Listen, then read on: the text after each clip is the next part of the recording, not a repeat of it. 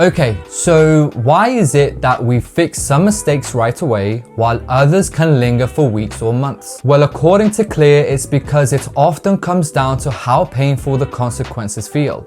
When a problem costs us right away, like a late fee on a bill or a bad review at work, we tend to correct it fast. But if the penalty is vague or delayed, we are more likely to ignore it. That's the key idea in Chapter 17 of Atomic Habits. Make bad habits unsatisfying by adding immediate pain or social cost. And I want to be very clear about the pain that we're talking about here. It's not actual physical pain where you hurt yourself, so we can rule that out. By the end of this video, we'll know how to set up instant consequences for our negative behaviors, use a habit contract to keep ourselves accountable, and understand why a little bit of pain now can save us a lot of trouble later. So stick around until the end and feel free to share your thoughts in the comments. I'd love to know what they are.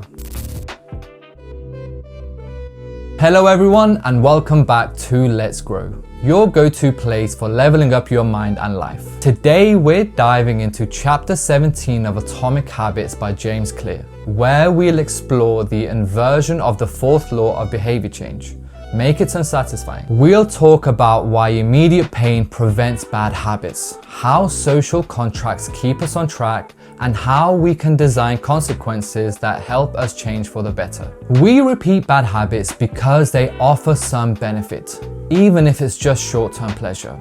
To break them, we need to make the negative consequences of our actions feel real and immediate. If the cost of a bad habit is delayed or distant, like potential health problems years from now, we often ignore it.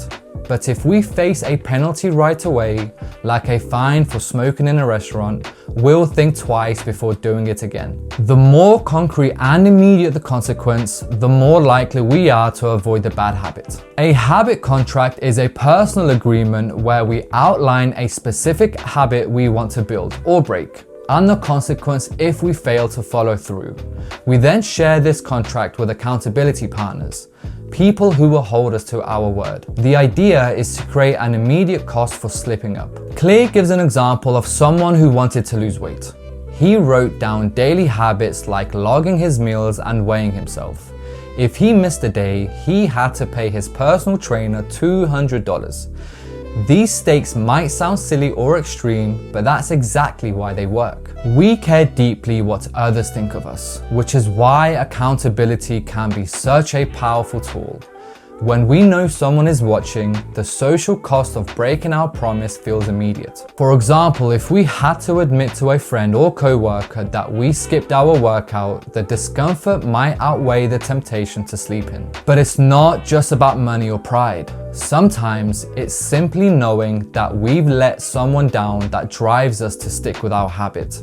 By involving other people, whether they are friends, family, or even an online community, we ensure that bad habits become unsatisfying because they come with instant social consequences. This chapter also includes a handy summary of how to create good habits and break bad habits using the 4 laws of behavior change. Make it obvious versus make it invisible. Make it attractive versus make it unattractive. Make it easy versus make it difficult. And make it satisfying versus make it unsatisfying. Today's focus was on that last inversion, make it unsatisfying.